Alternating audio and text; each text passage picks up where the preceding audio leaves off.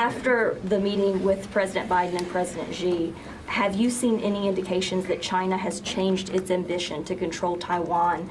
And, the last time the National Defense Strategy was rolled out, the Pentagon said America's military edge was eroding.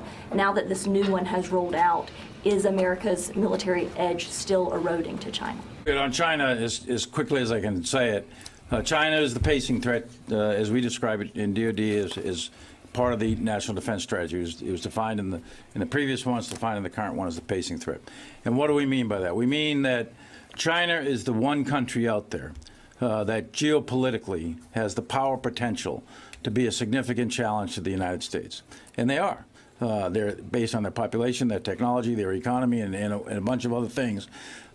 China is the greatest geopolitical challenge to the United States. And China is not shy about their goal. They want to be the #1 power in the globe by mid-century, by 2049. And they want to do that militarily, diplomatically, informationally, economically, and so on and so forth. So they want to be #1 by mid-century.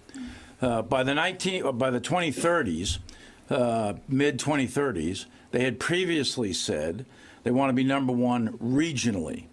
So they want to have a military that outdoes the United States military regionally by the mid-30s. They had previously said that.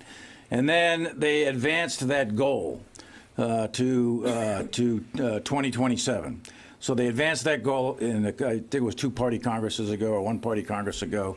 And what they have said is that they want to be the equal to or superior militarily to the United States. That's only 5 years away. So they're working on that, and they're working on that very, very hard.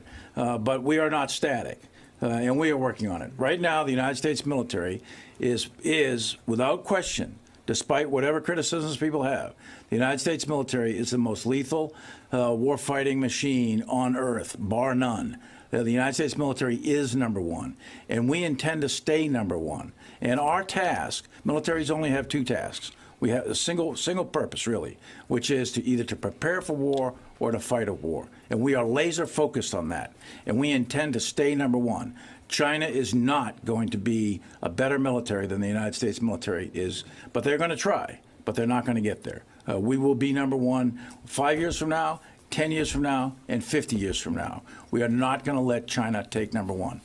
They have made gains in a wide variety of areas, in cyber and space and land, sea, and air. So a peasant army of largely infantry-based.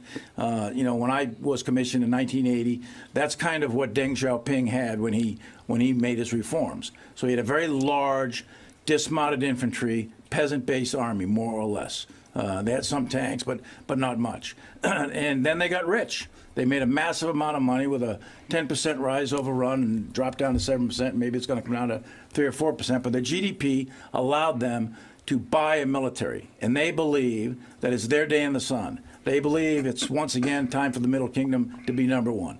So that's what they're shooting for. And we are not going to allow that to happen. The United States military is #1 now, and we are going to be #1 5 years from now. 2027 is not going to be the date that China becomes #1, and we're going to stay #1 the entire time. And as long as we remain #1, then we will deter the war that people worry about, a great power war between China and the United States.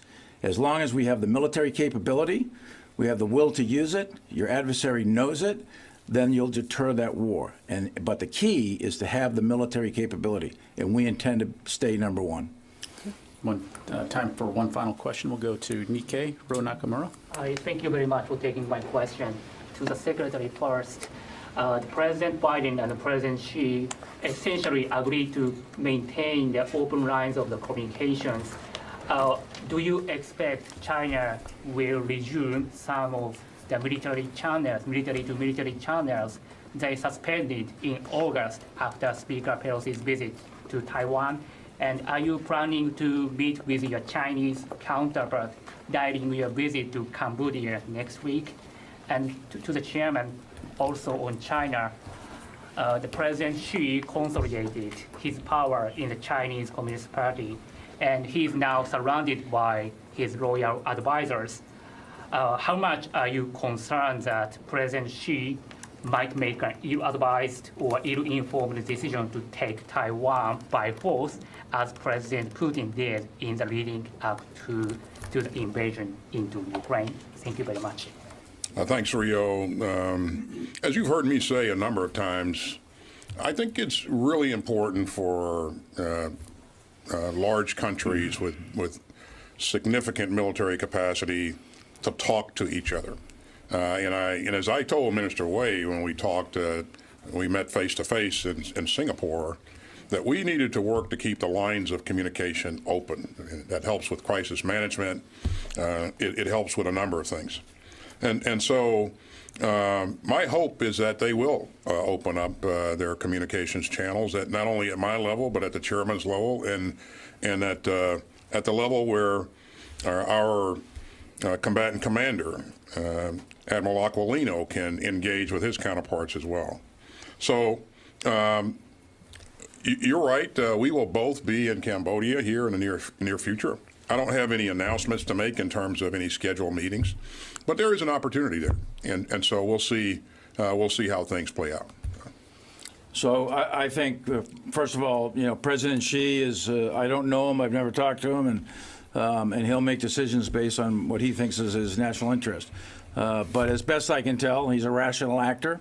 I think he evaluates things on cost, benefit, and risk.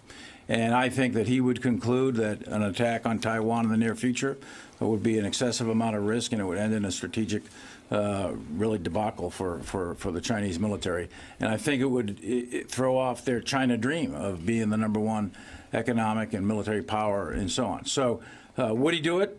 Who knows? I don't know. But I can tell you that we watch it closely. We are militarily prepared. And one of the keys now is to make sure that Taiwan can defend itself. And there are a lot of lessons learned coming out of the Ukraine war. There's lessons learned for Taiwan.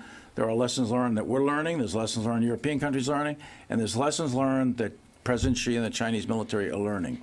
And one of the things people are learning is that war on paper is a whole lot different than real war. And when blood is spilled and people die and real tanks are being blown up, things are a little bit different. There's a lot of friction and fog and death in combat. And for someone who for a military that hasn't fought in combat since fighting the Vietnamese in 1979, they would be playing, a very, very dangerous game to cross the straits and invade the island of Taiwan. They don't have the experience, the background to do it. They haven't trained to it yet. They do piece part training. We watch it very, very closely.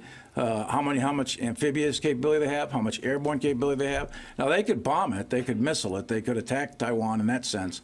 But attacking and seizing the island of Taiwan across the straits, putting troops on the island of Taiwan, that is a very difficult military task to do. You've got a large city of Taipei with 3 or 4 million people, with the suburbs about 7 million people. You've got very complex terrain with mountains. Most of Taiwan is a mountainous island. So it's a very, very difficult military objective, a very difficult military operation to execute. And I think it'll be some time before the Chinese have the military capability and they're ready to do it. Now, that could be wrong. An incident could happen. Some sort of political thing could happen in a moment in time, and all of the decisions would change very, very rapidly. But I think that the Chinese would be high risk to take on an operation like that, and I think it would be unwise. It would be a political mistake, a geopolitical mistake, a strategic mistake, similar to what the strategic mistake is that Putin has made in Ukraine.